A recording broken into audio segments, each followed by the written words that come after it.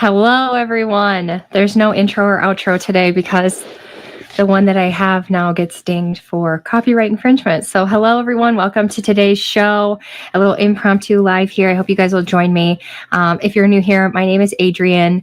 I've been struggling with autoimmune conditions and obesity my entire life. And only recently have I found some solutions that really help to improve the quality of life and really just help underlying heal some of those things. If you guys have any questions today, please put them in the comments, QQQ, question, whatever.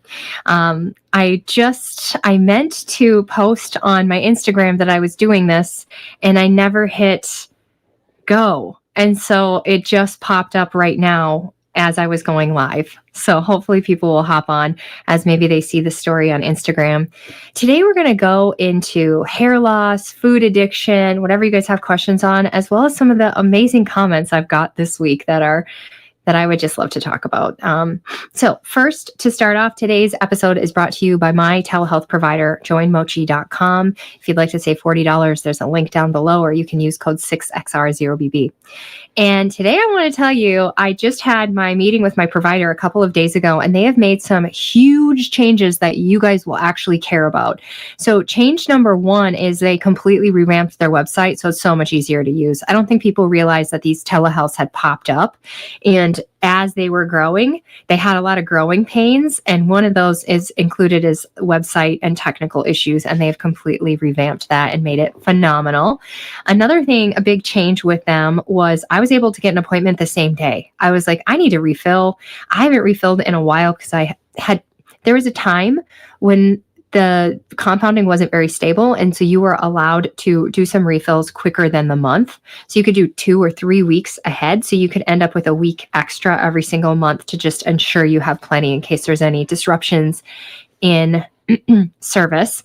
So I ended up with like a little stockpile. So I hadn't refilled in a little bit.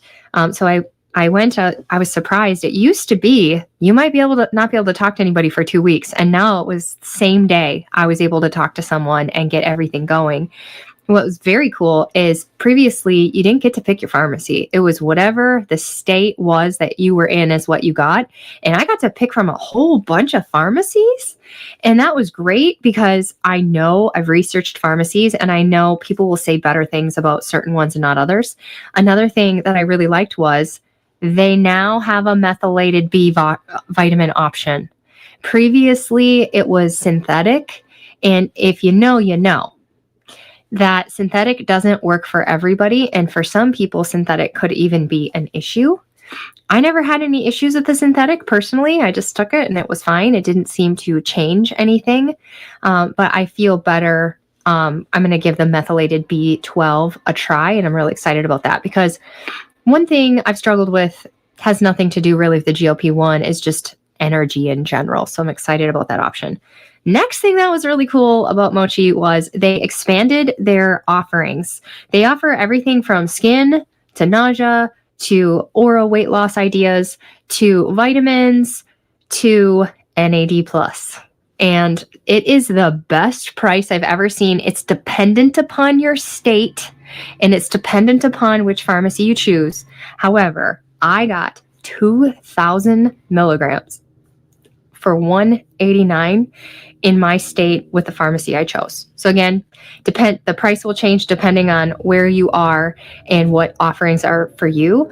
But I previously paid $250 for 1,000 milligrams. So I'm getting twice as much for $61 less. So that made this girl really, really happy. So overall experience with Mochi is still amazing.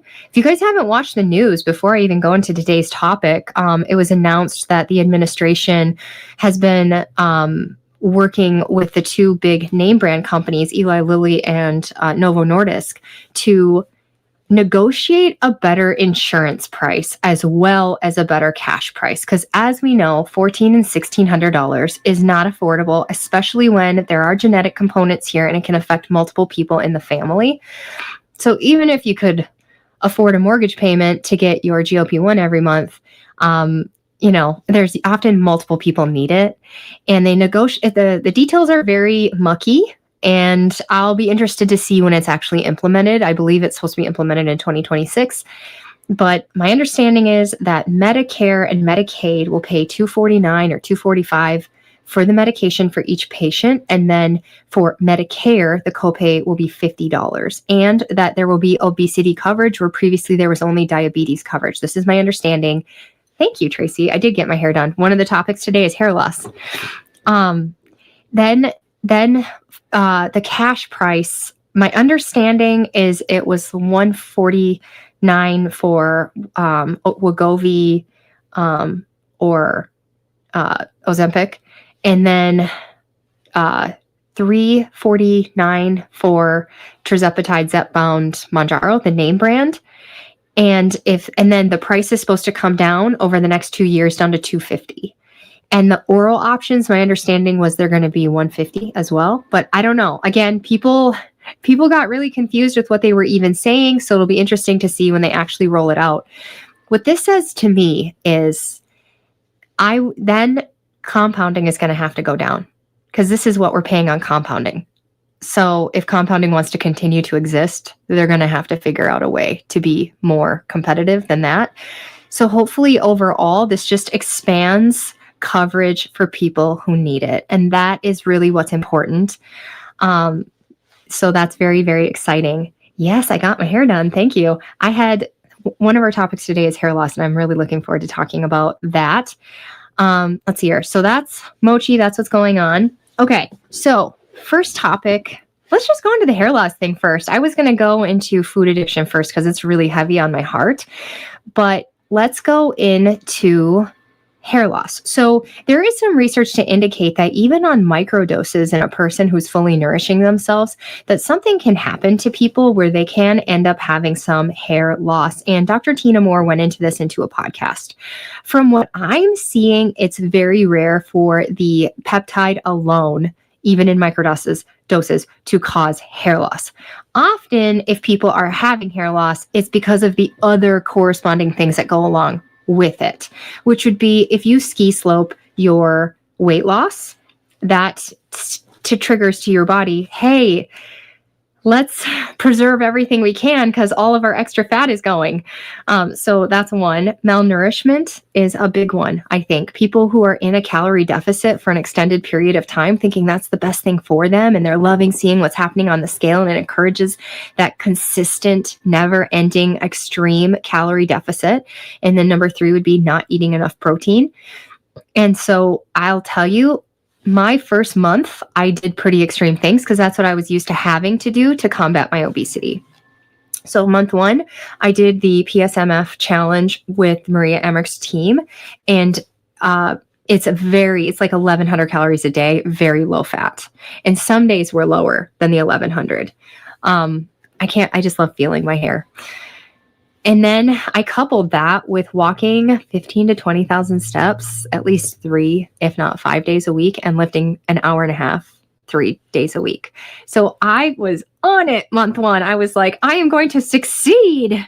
I lost way too much weight month 1. And so I pulled back because I know that if you lose too much weight too fast, you will, excuse me, you will have metabolic adaptation, even if you're doing it the healthy, nourishing way. Even if you're doing it in a healthy way, if you ski slope your weight loss, you will end up having hair loss and metabolic adaptation. My previous hair loss was because I did very strict carnivore, and I was sardine fasting 3 days a week, and I did that for almost 3 months. And I coupled that with walking those 15 to 20 plus thousand steps a day in the sun, and all of my hair fell out. Like a third, it felt like 2/3 of my hair fell out. My hair used to be down to here, and it was pretty thick. I never cut my hair until a couple of days ago, and just all that long hair fell out. There was a couple hairs in the back that were long, and I was able to pull those forward to make it look like I still had some hair, and it was about this long. But all the hair on the top of my head and all the way to the back, there was a crown of hair that was this long. So there were bald spots in the back. You could see my scalp, and I was considering getting a wig. And I talked to fellow friends who were having the same issue about getting a wig. And we were all just very, very sad together because we lost all this hair. And I thought I was doing the right thing. I thought being a strict carnivore and doing these sardine fasts, which was helping me maintain a healthy weight, I thought this was a healthy thing. The hair loss started in October, November of 2023, and it went all the way through, I think, about March of 2024. So I continued that hair loss for months and months and months and months and months. What stopped the hair loss for me is I eventually went in and got some iron transfusions or iron infusions, and that seemed to stop the hair loss. But I will tell you, throughout the rest of my very strict carnivore before GLP-1, it didn't seem to be growing back. And the hair loss stopped, but the texture of my hair was still horrible. And it was just fried and awful looking. Not fried isn't the right word. It was like crunchy. It wasn't soft. It felt like you had to be really, really careful. It was difficult to brush. There was something weird with the texture of my hair, and it just didn't seem to be growing back in. It just didn't. It didn't seem to start growing back in until I started GLP-1. And now I can say for the first time, and it's been, March is, a year and a half, right? March 2024 is a year and a half. Yeah. I'm finally getting like a ponytail back, and my hair is shiny.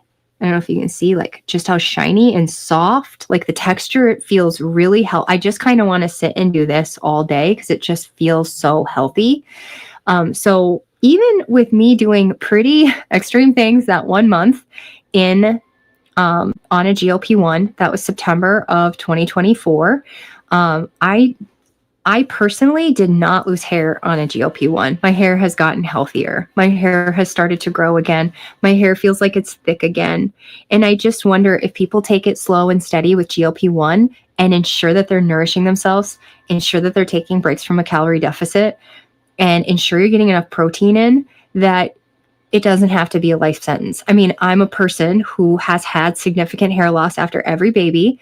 And then the worst hair loss of all started about 10, 11 months into carnivore. And I had so I am prone to hair loss, but I didn't have it on GLP-1. I felt like there was like a day or two of what felt like shedding in the spring, but it was like literally a day or two where, you know what I mean? If you've had hair loss, you know what I mean. You literally brush your hair. You literally hate to take a shower because the hair is all over your body after you take a shower because it's falling out so easily. So do I think that hair loss is a huge concern on GLP-1? Depends on which way you're going to do it. If you're going to go the standard route, which is to just lean on the medication and not nourish yourself and not take breaks from calorie deficits, and that, then you are very likely to have hair loss. I also think we don't get to pick. It depends on where are your hormones. Are you working with a hormone and thyroid person? And what age are you? What stage of life are you? I think there's some things that are out of our control, but because I experienced it, I think it's totally possible to not have this huge hair loss on GLP-1. So like I said, I'm prone to it and I didn't. Yeah, Tracy also has had some hair loss last year, super sad. And I lost 2/3 of my hair and about 10 inches due to carnivore and thyroid issues. When I stopped carnivore, it started growing back. It's so slow. I agree. It's so slow when it takes a long time. And I honestly think the GLP-1 made a huge difference. And then I think also, because my body is using my food appropriately now, and I know it wasn't before, because it didn't seem to matter what I was eating. I was chronically gaining weight and going through these huge inflammation swings because I don't do that anymore, and I don't have to diet anymore, and I don't have to walk 4 hours a day, 3 hours a day. I was excited. Well, there were days I walked 4. Let's be honest. Honestly, today, if it was nice outside and I didn't have any work to do, and somebody was taking care of the kids, I would go for walking feels amazing. Let's not lie here. But I'm no longer doing those stressful things because my body's not insulin resistant or glucagon resistant anymore. So the relaxation, I think, is a big deal on the body. And then I'm going to full disclosure, I did a 3-month cycle. I think it was about 3 months. It was at least 2.5 months of GHKCU, which is I did an injectable peptide. Do your own research. This is not sales, blah, blah, blah, blah. GHKCU is pretty amazing. And I think that made a big difference too. And I also do VPC 157 and TB 500. And those are very anti-inflammatory, good for collagen production, gut heal, and overall amazing. So, and I also think adding more foods in reduces stress on the body. So thank you guys, by the way, for being here today. If you guys have any comments or questions, please put them in and I will keep an eye on that. Sorry. I was really late with everything. I also have this strange runny nose for some reason. I don't feel like I have a cold, but the nose is it the fall foliage molding? I don't know, but it's very odd that the nose is just running, but the rest of the body seems totally fine. So for those of you who are staying with me next week at Hack Your Health, just know I am vitamining up. I'm taking thymosin alpha-1, and I will ensure that if this isn't just mold related, that my immune system is just good. So I do want to make a comment about the hair, and that is that, and it's very emotional. When you lose hair like that, it's very scary and it doesn't just come back. So you have to live with it for a very long time, like you guys were saying, how it takes a long time. So I refuse to cut my hair or dye my hair ever since that happened. I did dye my hair one time. I dyed my hair one time since that happened. And then I realized I don't want to even, I barely even want to shower because I don't want to lose a single another hair on my head. And a friend, so first of all, the woman that was doing my hair, she did a great job and she never fried my hair and she did such a beautiful job. But I look back and there were 2 other times where I went to a new salon I'd never been to. I didn't know the people and they fried the crud out of my hair throughout the last 20 years, I'm saying. And that also, going to a stylist who you don't know and they fry your hair, that can destroy your hair. When I got a divorce about 11 years ago, I dyed my hair red, dark red. It was like a brown red. And honestly, it looked really good on me, guys. It really did. Problem is, when this is your grow out, this actually looks green when it grows out. And so I was touching it up constantly with the red. And eventually I was like, I should get rid of the red.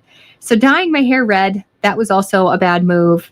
I think the chronic combating of my obesity has been a stressor on my body. I think the chronic exercise and the chronic restriction and the chronic going in and out and in and out and in and out and in and out of calorie deficits. I also have done a lot of fasting between the sardine fasting, fat fasting, and water fasting. All of those things are terrible for your hair, skin, and nails. I don't care what anybody says that it's medicinal. It's a stressor if you combined it and you continually do it. If you do it here or there, I think it's great. If you are constantly doing that as a treatment program, I believe it's a stressor on many people's bodies. I lost my thickness and length and I cried a lot. I avoided washing it often because when I did, it would fill up the hair catcher in my drain. Yes, it's so hard. It's one of our things as a woman and a man too. I know that it's cool for the bald men and we all accept it. And some bald men are like super, super hot. It can like really dig on the men. But as a woman, this is one of our, throughout time, I don't know anybody else, one of my topics here is about the mental side of dealing with obesity. And you can just tell when I gain weight, I grow my hair out and you look at all the pictures, I would hide my inflamed face with my hair and I would hide behind my hair the more that I gained weight. And so I've always had, as much as I can, long hair. And it was like, I'm still beautiful. Even though I'm struggling, my hair was still beautiful. And so to lose something that has always been there and always made you feel beautiful when you didn't feel beautiful on the inside, or you didn't feel beautiful because of how big your arms and your legs and your butt and your stomach were, yeah. So there's a really emotional piece with hair, a really emotional piece. So definitely, if you're going to try a GLP-1, be cautious. For me, how did I take calorie deficit breaks? My husband, we went on a cruise with the 2 Crazy Ketos a couple years ago. Love those guys, by the way.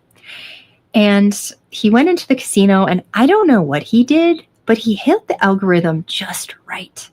I don't know what he did. I'm in charge of our money. I know he didn't spend more than he said he did, which was a couple $100. I know he didn't. I'm in charge of the money.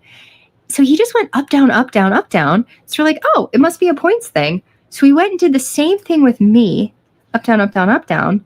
And I didn't hit the algorithm the way he did. So I don't know what he did, but we get sent free cruises all the time. You just have to pay the taxes. But for Minnesotans, that also means you need to pay flights and, transportation and a hotel the night before. So there are definitely still costs involved. But so we went on some of these free cruises, and that was my deficit break. In fact, it was more than a deficit break. It was a full metabolism pusher, because one time I tracked and I averaged, which means sometimes I ate more than this and sometimes I ate less. I averaged 2,800 calories on my cruises on a GLP-1. So I was really boosting the metabolism, and I came back, and not only if I was up a pound or two, it came right off, but sometimes I flat out lost weight. So there is something to taking breaks from calorie deficits. I know people don't want to hear it. I know it's scary, especially with what we've been through as chronic weight gainers who just seem to be able to gain weight so easily. And then before GLP-1, I would have to work for months to get that back off and to get back in control after refeeding like that. So I suggest if people are on a GLP-1 or not, if you have healthy metabolism, you have stuff working for you, don't stay in calorie deficits. You gotta boost it back. Okay. So speaking of, the reason I want to start with this, but we're here now. I want to talk about my experience with food addiction, because it's a hot topic online right now. And I definitely have experienced it. And I'm not denying that it is a thing, because I used to be a drinker. I'm from Minnesota, Wisconsin. If you go look at the map, those are some of the bigger drinking states. So I grew up in homes with drinking, and everybody drinks, and you go to college and it's one of your classes, basically. Like, you can't get a college degree in Minnesota or Wisconsin if you're not an alcoholic. That's a joke, by the way, but it's pretty common around here to be a full-blown alcoholic in college. So when I had kids, because my grandma struggled with alcoholism, as soon as I had my kids, I was like, I'm not like her, but I don't want to be like her. And I don't even want my kids around alcohol. I don't know if my kids have ever even seen a drunk person in their life. So the second that I had my kids, I quit drinking and I joined a 12-step program. And I got to admit, it was calling to me. And I'm not saying I was just this horrible, sloppy drunk doing terrible things. But I think I did get sloppy sometimes, especially after giving birth to David, because when you take that big break and then you come back in and you think you can drink the same and you can't, and then your body's got the hormones going on. It's not that uncommon for people who are not breastfeeding or done breastfeeding, and they go back to drink again, and they have tolerance. They have no tolerance, and they just look terrible, right? So it was calling to me. And it was hard to quit, but I joined a 12-step program. It was robbing my peace. There's things I've told people, because it robbed my peace because of fear for my children. I never wanted them to be around anybody who had been drinking. And so it bothered me to ever even be around them and have some wine. So it was robbing my peace, and I felt addicted. And so I quit. And it didn't immediately relieve me and give me this peace. But I feel like the 12-step program really, really helped, because we learned every single day, reiterated gratitude, giving it to God, service to others, being a part of a community. And I'm probably missing something. But there's these big lessons there, seeing your part in things, and whatever, God grant me the serenity to accept the things I cannot change, the courage to change the things I can, and the wisdom to know the difference and give the rest to God. And that is a big mind change. So it wasn't just solely quitting drinking that gave me peace, but those mental pieces gave me peace. But then I started looking, and it transferred, honestly, to food. And I was on a weight loss journey from the very second I quit drinking, because drinking is terrible for your weight. It's terrible. So I thought, though, we could transfer the same to food. So I got rid of the starches. That's like the first thing I got rid of was the potatoes, rice, and wheat. And you're like, ooh, that works, right? You get kind of an immediate instant gratification. You get gratification when you cut those things. So, but then that kind of fades. So you look at, well, what else can I cut? Sugar, obviously, cut the sugar, and then cut the fruit because that's sugar. And you start learning like everything that's a carbohydrate is a sugar. So you just cut more and more. And then you start becoming afraid of carbs because you equate carbs to sugar, to addiction. So you just cut more and more. And every time you cut something, you do get some peace. And you're like, oh, I'm so glad I cut that. I feel so much better. So eventually I cut. And there's other reasons too, because of the weight gain, because of the hypoglycemia that I have. So you're cutting all these things and you end up carnivore. And in the beginning of carnivore, you're absolutely like, oh, what is this? This is amazing. You get almost like a GLP-1 feeling. You get some quiet. I don't know if I've heard of a person who in the initial period of carnivore didn't have that peace. But it's possible. Did you guys get the peace when you went carnivore of the food noise? Did you feel full for the first time? Where previously you could get full, like let's say on a big salad, but it would go away pretty quickly and you'd find yourself hungry again. But meat, when you first start the carnivore diet, you can have peace for hours. And it was amazing in the beginning. You also see that reduced inflammation, so you can equate carnivore to the weight loss. And you're like, yes, this makes so much sense. But for Adrian, I've heard of people who are years into carnivore and still have that peace, specifically men. Specifically men really continue to have the same level of peace they claim months into carnivore.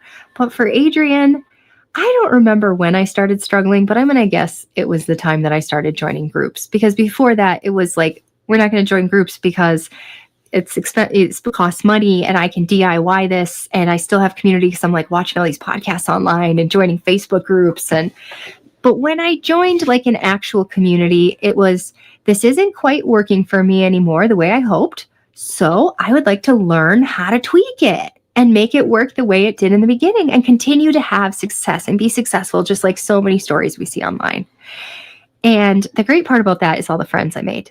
No doubt I was in some great groups and I am friends with people to this day because of those amazing groups. So you try different things, you try different foods, you realize, listen, dairy, I actually had dairy cut before I even got pregnant with Vollmer, because I was learning about the thyroid and I was assuming I was pretty sure I had some thyroid issues. So I cut the dairy before getting pregnant. And then most of my pregnancy, I remained dairy free with the thought that every one of my babies had colic, that if I'm dairy free before they're even born, then there won't be a transition. It won't affect an already low milk supply. So I'm also dairy free while breastfeeding for a year. And then I added some dairy back right before becoming carnivore. So you get carnivore and you realize, okay, I'll cut the dairy too because it's causing food noise. I can overeat cheese. I can overeat heavy whipping cream. I can overeat butter. So you cut that. Then you start learning about the fasting. And I did the sardine fasting and you're like, oh, the relief, the mental relief. And you're like, I found it again. And I personally equated that to we didn't have the term food noise really. The only reason I'm overeating, which I used to call binging, is because I'm not strict enough. I'm not good enough. I must be adding things in. So I need to restrict more to get rid of the food noise. Because for me, beef, butter, and bacon and eggs, the food noise would go away and then it would come back because, bacon, right? Butter, eggs. I love eggs. Eggs are really difficult to overeat, but the other two, pretty easy to overeat, right? Those are so delicious and yummy. Like I could easily eat a whole package of bacon. So then you're like, okay, let's cut the bacon. Let's cut the processed meats because I can overeat those. And you just keep cutting and you keep cutting.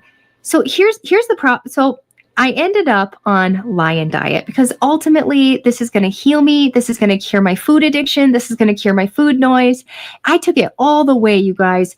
Ruminant meats, salt, and water. And just under a month in, the food noise started screaming at me. and I started overeating short ribs. And I continued this because I was like, listen, this is part of the healing.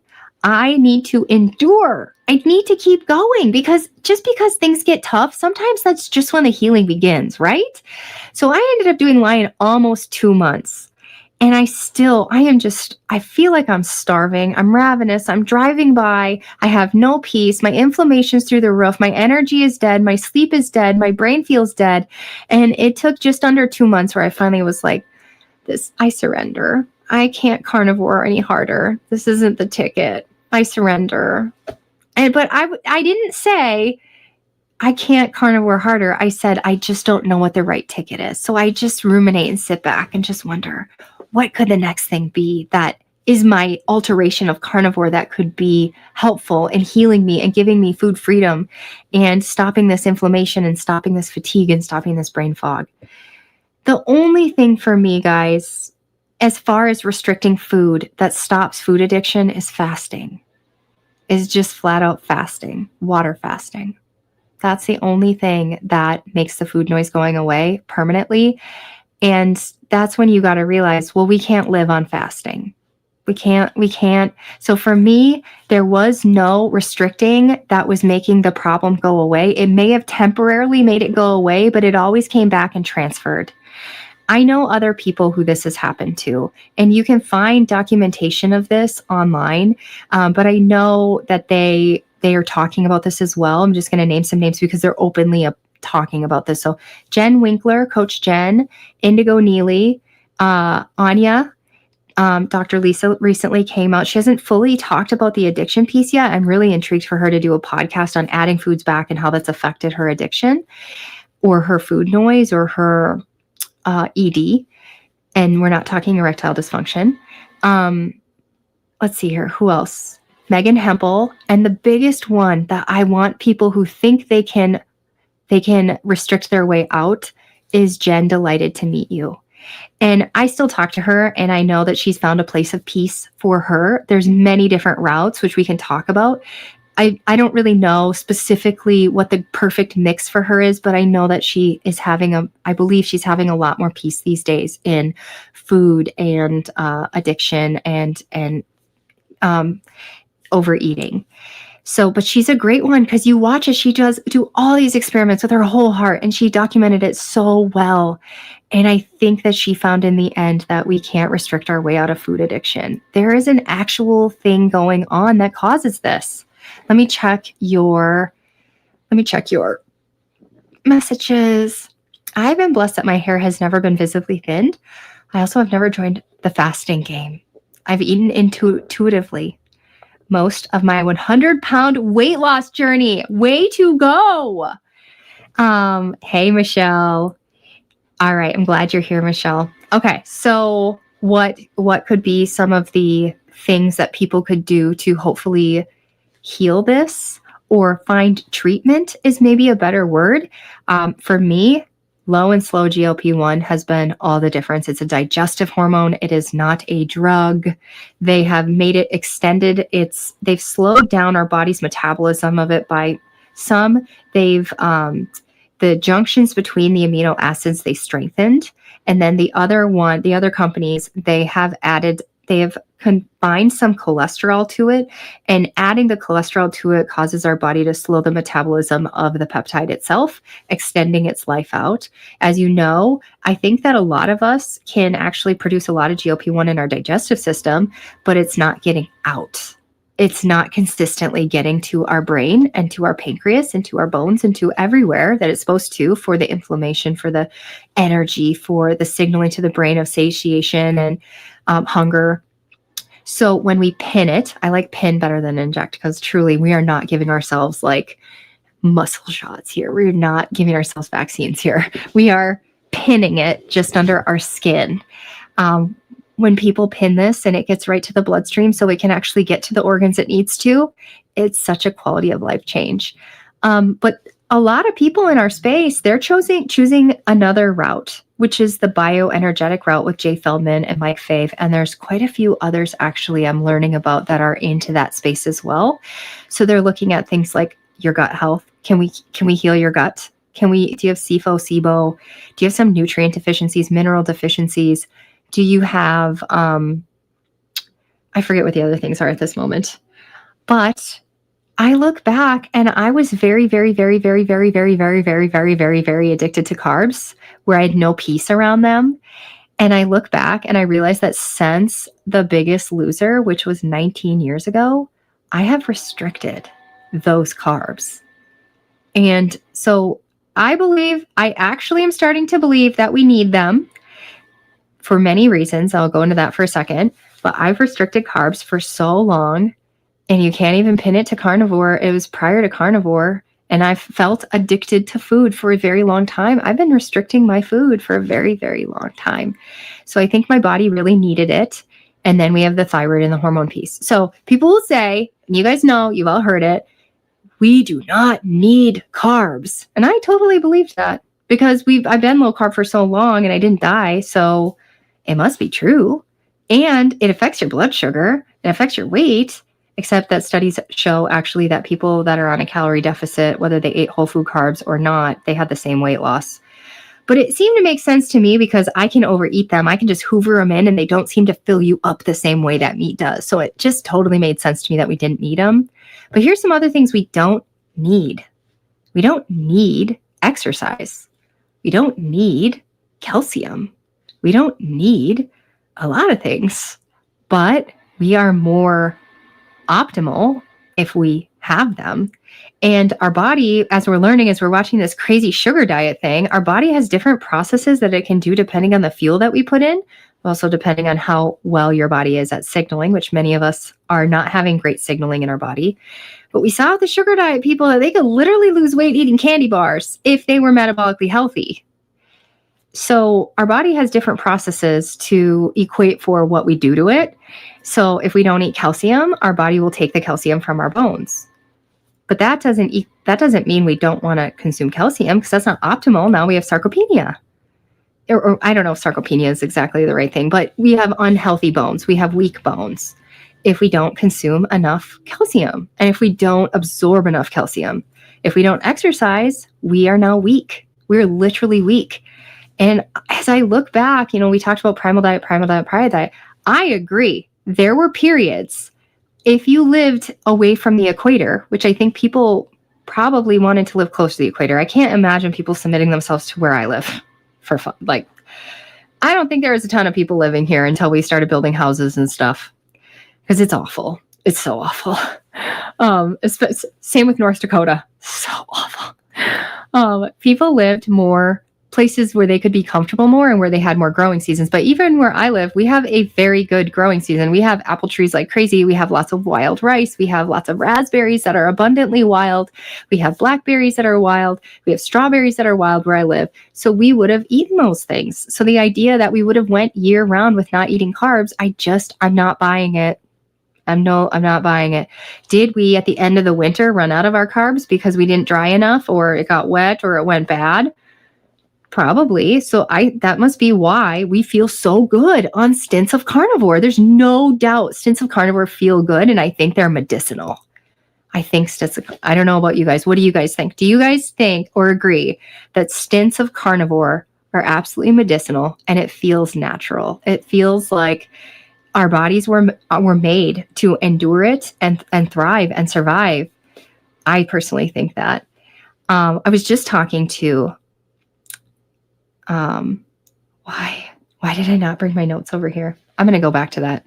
We're going to flag that because I got to remember the person's name I was just talking to. Anyway, so I think we were meant to have periods of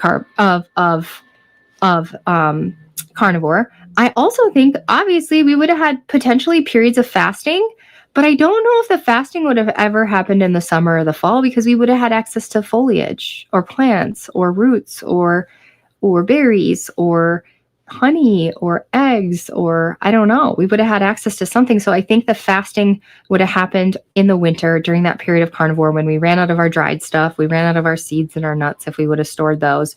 We ran out of stuff. We would have had periods where we fasted. So I could see periods of fasting during the winter would have been would have happened. But it also signals to your body that either that you live in a place where there's not enough food or you suck at it. And so I do think it signals to your body over time, like, hey, you kind of stink at this. Don't worry, I got this. I'll lower your metabolism. So anyway, I think that potentially carbs are, I think that they could have a benefit to being optimal, especially if you just look at, we would have eaten them. There's no way we would have found a berry bush. And we have literally wild raspberries, and they're delicious here. So I know we talk about how our food is so altered these days. I just bought some grapes from Aldi for the kids. They were literally this big. They're almost as big as my eyeglasses. That can't be very natural. But our raspberries are decent size, our wild raspberries. And, you know, we've seen wild blueberries. You can get them frozen. Like, I don't know if they're coming from Alaska or where, but, you know, wild fruit is actually pretty good.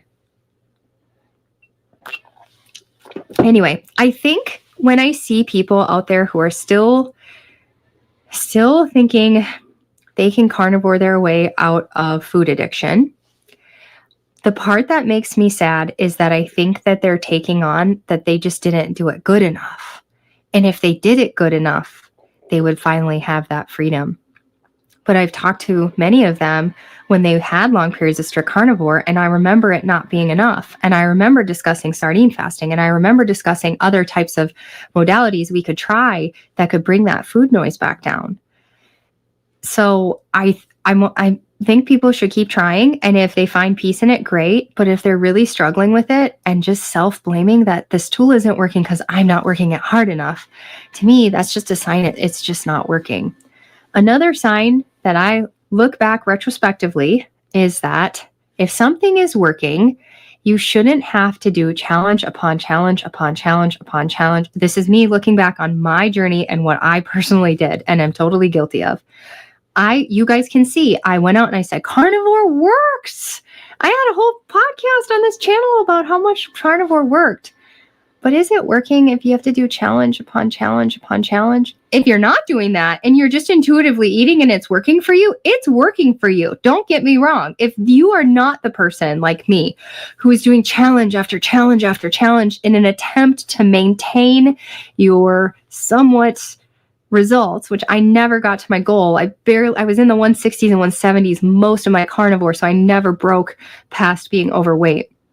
I never broke out of being overweight. Is it really working if you have to continually do all of these things that are actually an accumulative stressor on your body? And for me, I'm finding that it didn't, because today I'm not like that at all. We have Hack Your Health coming up. Last time we had Hack Your Health, I had just gained 15 to 20 pounds. And Courtney said, I'm going to do 10 days of sardines. And I was like, that's crazy. I've never done more than 4. But I'm like really heavy right now. Where do I sign up? And I ended up doing 11 or 12 days before Hack Your Health, and I documented it in my YouTube channel. I still get comments every single day like, you lost 10 pounds in 5 days or whatever it was. And I got the weight off before. I really like my pictures from Hack Your Health last year. I feel like I looked pretty good. But to do that, I had to do extreme things before that conference, and it quickly came back on. And then an additional 20 pounds came back on top of those 10 coming back. An additional 20 came. So it didn't stick. And I feel grateful this year. I am, like this morning, I was 132. My happy range is 131 to 137. There's a range, you got to just like give yourself some breathing room. Nobody's going to be the same exact weight every single day. That'd be weird. But I didn't do anything to be here. I've been lifting weights. For breakfast today, I had soft-boiled eggs. For lunch today, I'm probably going to have my favorite, if you guys haven't gotten it yet, Trader Joe's salmon in olive oil. And I'll have some leftover. Last night I put in my Tastee air fryer. I split a locally farm fresh raised acorn squash. So I ate the first half last night, and then with lunch today I'll have the second half. And then for dinner we have leftover. This is how bad my cooking is. You guys feel pity on my children. I took a brisket and I didn't know what to do with it. So I put it in the Instant Pot for extra long because I know it's a tough beef. and added some carrots and onions and bone broth. And so I made a stew. Admittedly, the stew is pretty tough to chew. But we got our beef. We got our, I like this. I heard, I can't think of what her name is today. Lauren Fitz, Dr. Lauren Fitz. If you don't follow her on Instagram, she's fabulous. Definitely follow her, Dr. Lauren Fitz. And she's actually Fitzgerald, but she goes by Dr. Lauren Fitz. She said, if you can't hunt it or pick it, don't eat it. So that overwhelmingly is what's going on in our home. I'm not perfect though. I'm definitely not perfect. I've done some experimenting with things. So here's the next thing with the food addiction and the food issues. And so something we talk about in our group at radicallyhealthy.com, we have a private community that has 8 phone calls per month. And people will bring up different things that have been happening in their life that they're still struggling with. And one group member had said, we were messaging, had said that she found herself having shame around eating something and she hid it in the garbage can. And she caught herself and she was like, why isn't this gone? Shouldn't the GLP-1 have fixed this? No, we still have a lot of healing. And I think those things that we've had to do throughout time of the shame, like, well, this is why you're big, because you ate this and you shouldn't be eating that. That shame, it needs to go away with experimentation, self-love, knowing that just because you ate something that you didn't want anybody to know you ate, that you didn't have chronic weight gain and you didn't have to go sardine fast for the next 2 months to make up for it. And you didn't have inflammation and you didn't have tons of food noise because your digestive hormones are regulated. So have I had experiments that didn't go well? Yes. Have I no longer call it BE. We're not going to say those words because it flags it on YouTube. BE, when you overeat. I no longer call it BE. I call it I overate. But did I overeat? Because I'll go through these periods where I eat way more and then like the next week it'll go away. So to me, I think in the wild too, we would have, if we had access to an apple tree, we would have eaten those apples. We would have gorged ourselves because we found it and it was so good. I think too, I mean, I'm not trying to be woohoo here. I think that there are things that ebb and flow with the moon, with the seasons. And I think all of those are natural to our bodies. So yes, I overeat. And in the beginning, it robbed my peace. And I said, why am I still doing this? And it brought back trauma of all the overeating and fighting the overeating, fighting it every single day to not do that, especially before bed.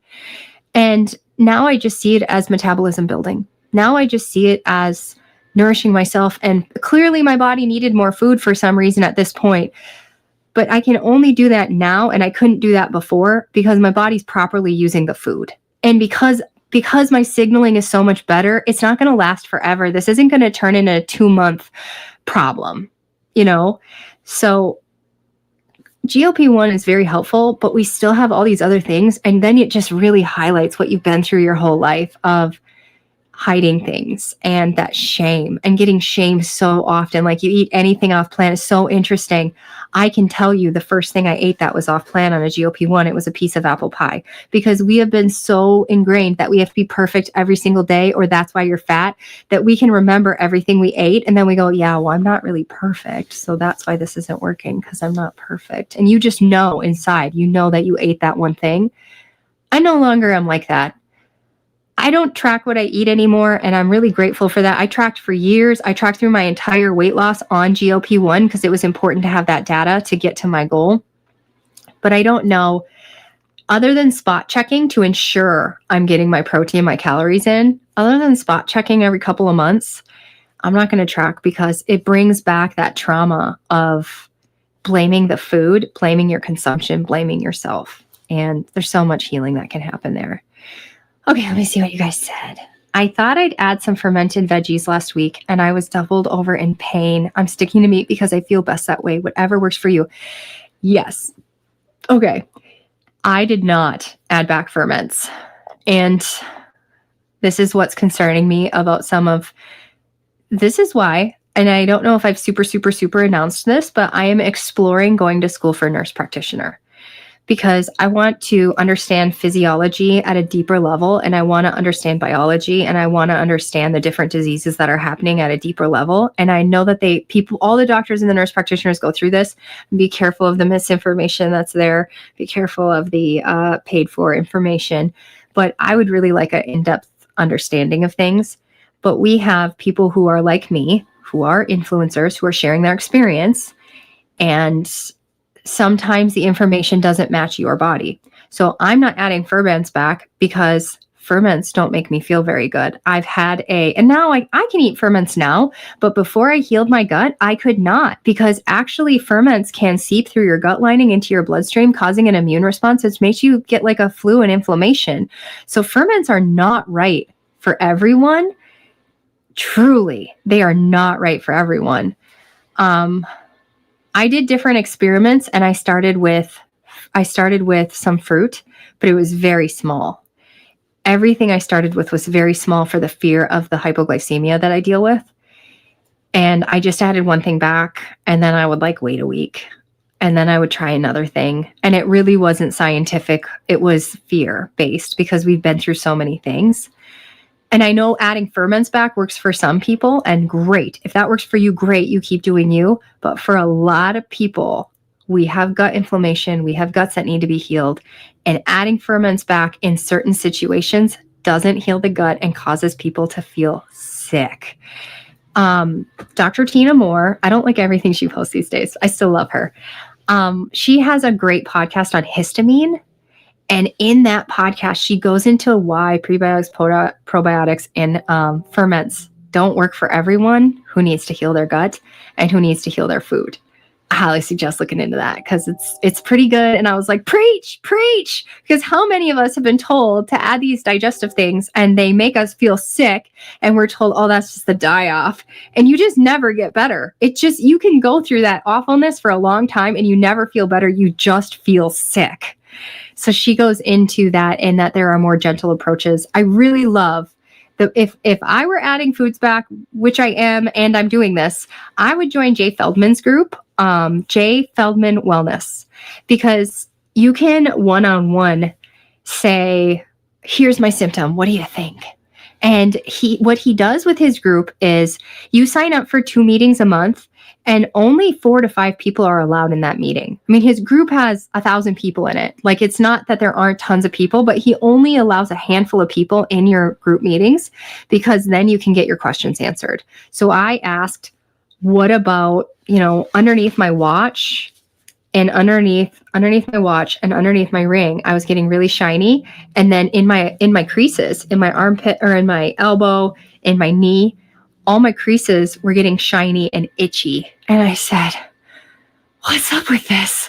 I was not expecting this, Jay. I didn't have this before carnivore. This is new and weird. Are we sure I should be adding carbs? And he said, what did you add back? And we narrowed it down to the watermelon. And I'm like, how could it be the watermelon? The watermelon's so good. Well, watermelon is very fermentable inside your gut. And if you have some gut healing to do, that can equate out to your skin. So I pulled the watermelon, continue to do, for me, I like BPC 157 and TB 500 to help heal the gut. And I was able to later eat the watermelon. But he has other ideas of how to heal your gut that have nothing to do with peptides. He's not a big peptide guy. He's a very study-based guy. And there are not a ton of human studies on all of these peptides. So do your research. Speaking of those, if you guys are wondering, there are some big sales coming up. And especially for Black Friday, that's a big one. But even next week, there are going to be some Veterans Day sales, as well as go pray for and love on all your veterans. So if you're interested in what companies I've vetted, and I'm Mrs. Sensitive, many of the people I track are the sensitive people. So I particularly went with companies who I know under the table some doctors are referring people to. I've met the owners. They don't have fillers. They're American made, and they guarantee 99% purity or your money back, plus they'll pay for your testing. So those are the companies I use. And if you're interested in knowing what companies I vented, we're not talking chickens here. Or no, quail. If you know, you know. Quail venting. Anyway, go to radicallyhealthy.com, and in the free community, you got to sign in because this is not medical advice, blah, blah, blah. You can find the companies that I vetted, and almost all of them are having sales next week. So, and a lot of them, you can stack my discount code plus theirs. Okay, let's see here. Hi. Fermented foods don't work with me anymore. I can only eat fresh foods. Same. And I'm still kind of careful with some of the fermentable foods. So there's quite a few foods that are pretty fermentable. Let me see here. What else do we have going on?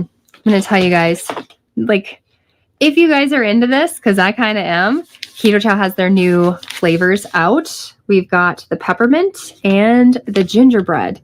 Now, I actually hate mint. I don't even use mint toothpaste. So my kids have been enjoying these. And then I only have one of these left because I made some ice cream. If you guys know, you know, you got to get the Ninja Creamy. And it is so good. The Ninja Creamy. The texture is just, and I haven't found a grocery store ice cream I can do, because the sugar-free, there's something in it and it just rips my guts apart.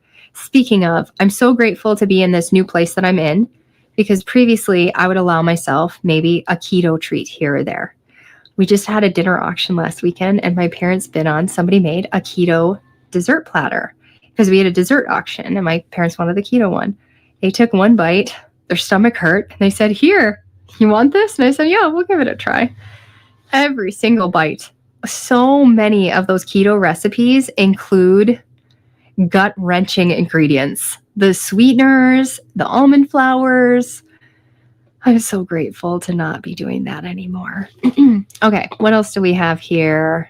Let's see here. Sorry, I had made some lists. I had another comment from a friend of mine who is actually an anesthesiologist. So her job is to prep people as they're going into surgery. And her comment was that GLP-1 is very dangerous and no one should be doing it. And she wrote some of the scary things she's seen. She said somebody had an ulcer in their esophagus. She said people have tons of gastro paralysis. She said tons of muscle wasting and people just looking terrible as they're going into surgery. I haven't seen any research to indicate that GLP-1 is going to cause tumors. In fact, this research is overwhelmingly coming out that it is actually not causing any cancer that they've found, and they're actually finding the opposite, that it can prevent, and they know of at least 6 different cancers that in the studies are showing it is preventative against those cancers. As far, again, never seen anything to indicate that GLP-1 can cause tumors. As far as the muscle wasting and the looking terrible, that to me is malpractice of whoever is prescribing. That is people not getting good education on how to use it, the symptoms to look for, how to nourish themselves, and ensuring that they're lifting weights. Because I'm not seeing that in my group. People are looking amazing. I just did a reel the other day showing my muscles from the back. And there was a time when I felt like towards the end of my weight loss wasn't like this. It was like this. And then at the end, it was like a really long and then a little burp. Okay. Towards the end of my weight loss, I was looking at my back and I was like, I don't like that. That is not, it looked, I'd never seen bones before in my whole body because I've been overweight my whole life. It looked too bony to me. I also didn't like, there was a time when you could really see my chest bones. And I was like, that's so weird. Because you could start seeing my chest bones even when I was 150 on this journey. And I think it was the reduced inflammation or something. I really didn't like that chest bone look. And I was like, why does it look like that when I'm still wearing a size 12 pants and my butt is still big? What's up with that? Anyway, I have been lifting weights. I just lift 15 minutes, 2 to 3 times a week. I mean, it's really not, it's 15 minutes. I'm doing the old person circuit I don't know if it's the old person circuit, but I'm doing the circuit. There's a circuit at Planet Fitness. I really should put my friend's code down below. I need to write myself a note to update that. If you want to join Planet Fitness, you can do it for $1 down. And I'm going to put a new link down below. Because they allow you to get 3 referrals per year, and I already have mine. So Now I'm switching it around, and I'm going to see if we can get other people referrals. But when you use their referral code, you join for $1 down, and it's only $25 a month. And that includes unlimited tanning. Don't tell your dermatologist. Water massages and massage chairs and super long hours, and you can bring a friend with you when you go work out. So to me, it's like a spa because I can literally bring my neighbor and we can do a little lifting. We can both go tanning. They have a vibration plate and a red light bed, and they have the massages. And so it's just like this, you could just hang out there for hours. It's wonderful for $25 a month. Then the other thing is, if you have a busy season like I did this summer and you don't go, it's kind of like, well, it's worth holding my spot. And it's still, even if you just go for the tanning, I used to pay $25 a tan for the same exact tanning beds. So again, I'm going to update my link down below. If you guys want to join for $1 down, I highly suggest Planet Fitness. So they have 2 different circuits in my gym. One of them is these yellow machines, and it's supposed to take you 30 minutes, but I think I'm skipping something because it only takes me 15. I spend 1 minute or a minute and a half on each machine, and it works like your whole body. Your arms, different parts of your arms, your legs, different parts of your legs, and even your abs. And then there's a second area that you could go around, and it's much more free lifting. So I'm going to do a month or 2 months, maybe 3 months in the circuit. And then I'll move out and try to make up my own plan. Maybe using some of the Mind Pump guys. They have some great workout plans to just keep working the muscles. But even just adding that, my muscles are looking great. I'm telling you. And I don't know if it'll look good here on camera, but I'm telling you, my arms are looking so much better. And you should see it from the back. Like, look at that. I mean, I'm not trying to look like a man here, and that's like not a great look because I have it right next to the camera, but I'm getting muscle. And I know we don't get to pick that, so I'm just going to put that in my blessing list. Obesity? Put that one over there. Autoimmunity? But I was able to have 4 healthy babies. We're going to put that over here on the health. And I appear to be a pretty good muscle builder. So we're going to put that one over here too. Sleep. Although, no joke, not making this up, Dr. Scott Schur, he is a genius. And if I decide to take my healing one step further, I'm going to be signing up with Dr. Scott Schur. He gave me one tip after our phone call, because there's a recording with him, that I asked him, I got this guy and he's got such behavioral issues. Do you have any suggestions for that? And he said that he's probably getting poor sleep. And if we can improve his immune system, he'll get better sleep and the behavioral problems will go away. And I'm not kidding you guys.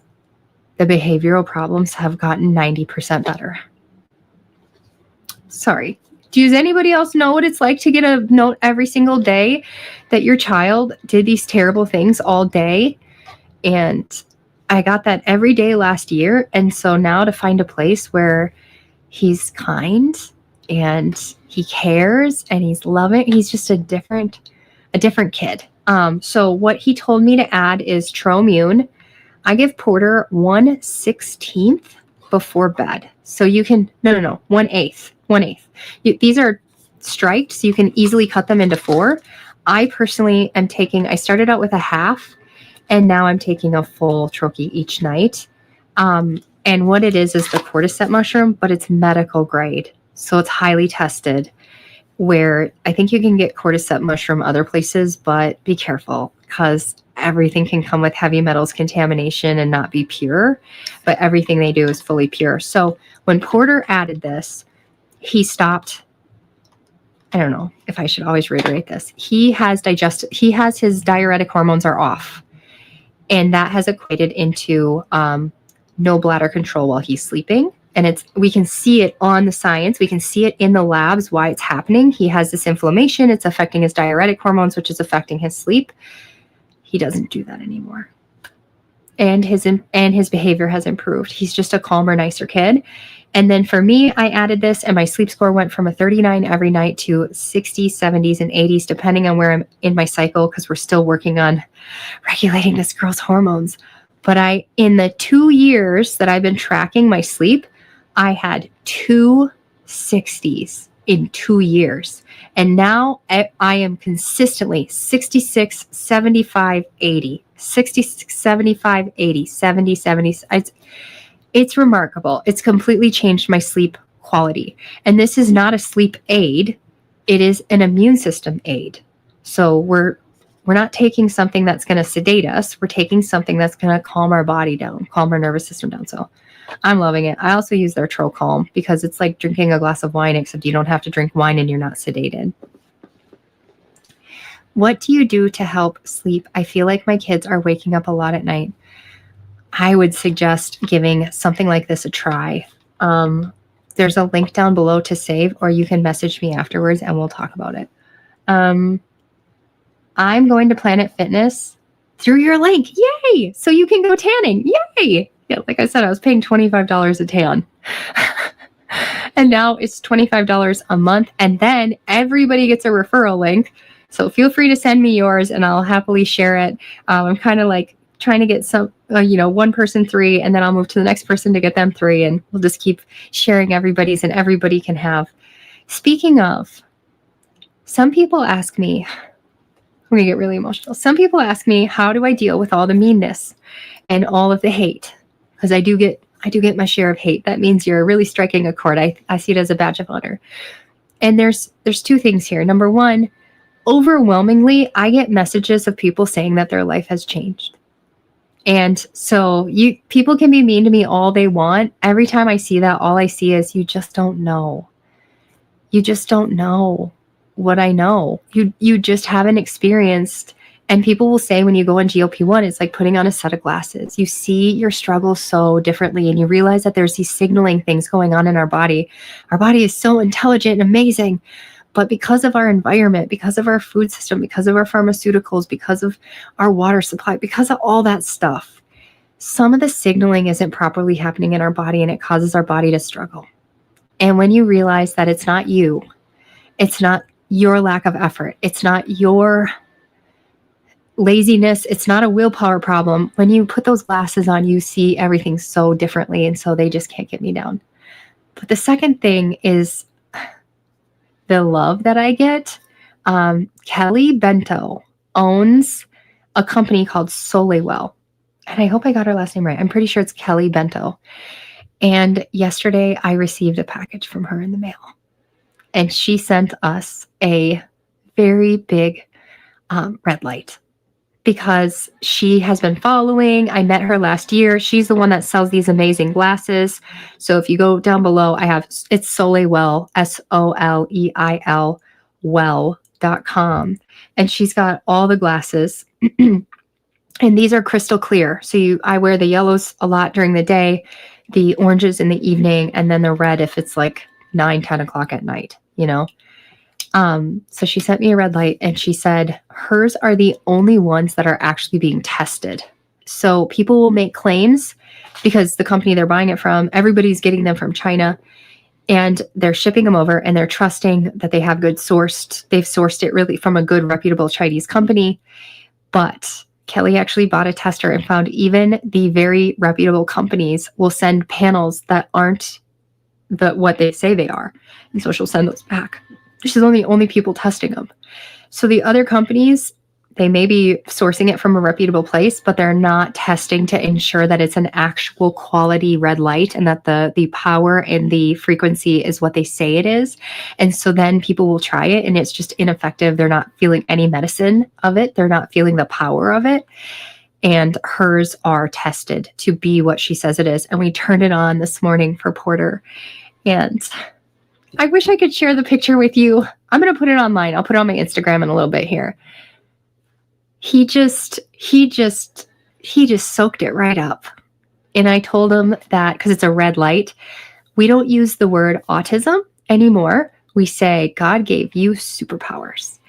And it doesn't mean that we're going to ignore what's happening and just accept it. It means that we're going to make the best out of it, and we're going to ensure to use good language around him so he doesn't ever think, oh, I have behavioral issues because I have this, so come and get me. Too bad I have this, Instead, he has extra energy. My son David has extra brain power. He's a straight A student. We're going to look at the positives, and we're going to look at how do we heal some of the other things that they're struggling with. And so I told him, you're Superman. God made you Superman. And this red light comes, and I said, this is a Superman charger. So we're going to turn this on and charge you up every day. And he just laid there and just absorbed it. And the picture's really precious. It really captured exactly how he felt in front of this red light. So if you guys are looking for a red light to naturally calm your system down, I highly suggest Soleil Well, because she's testing and because she literally is filled with light. So also, she has the best blue blockers. They are crystal clear. I bought another brand that was really reputable, and you put them on and you're like, I can't see anything. What's going on? These are crystal clear for me. So she's got great red light. She also sent the kids some blue blockers as well. So she's a very, very heart of gold, very, very, very kind, amazing woman who's out to help people truly heal in a very natural, primal way. So if anybody needs a red light, Soleil Well, definitely check her out, or any blue blockers. All right. What have I done to help sleep? Oh, I already said that one. And you have one too? You have one of the Soleil Wells, or you have a red light? I will see. I will keep you guys posted. I'm going to have her on the podcast to just discuss how can this red light help? And I totally believe that it actually can help, because there are people like me who have the mold illness, who have this chronic inflammation, these chronic autoimmune problems. They seem to throw everything at it. You work with every single doctor, and we're told not to live in moldy houses. Well, for us, we moved 5 times. So not only does that bankrupt you, it robs you of all of the energy you didn't have. Eventually, I know this sounds crazy, but people get to the point where they're just so tired of being sick, and they're so tired of moving that they move into a tent. And I know that sounds nuts. I know it sounds nuts, but every person who's moved into a tent with with a chronic illness, they start to feel better. And they don't feel that way in any buildings like they do in a tent. And why? Because they're breathing clean air, they're getting in natural light, and they're getting the energy, the grounding, and they feel better. So I believe that it can really, really help. So if you guys are looking into that, let me see if I forgot anything. We got Moji Radically Healthy. We got the comments that people sent me. If you guys are already having FOMO for Hack Your Health, when you see the pictures, you're going to be like, oh, why didn't I go to that? Don't have FOMO. It's not too late. Join us. And don't worry about a place to stay. We have a couple of beds left at the Radically Healthy Airbnb. I got the cutest things for us. And I bought extra. So if you book your bed, you will get some of the cute things too. But we're going to stay together. We have 2 dinners definitely planned. We're going to go to the Healing Humanity dinner, and we're going to go to the Dr. Lisa dinner, and that's included in your stay. Also included is a shuttle that's going to go between the conference, and we'll try to do some airport runs. And also included is amazing company. And we're going to fill the fridge with eggs from the 2 Crazy Keto, so local farm fresh eggs. And then I'm going to run to the grocery store and get some cheese. So there will be some breakfast food items in the fridge, and some filtered water, and those 2 dinners. The other dinners, we're going to organize what we're going to do together. If people want to do it together, if people have plans with other people, that's cool too.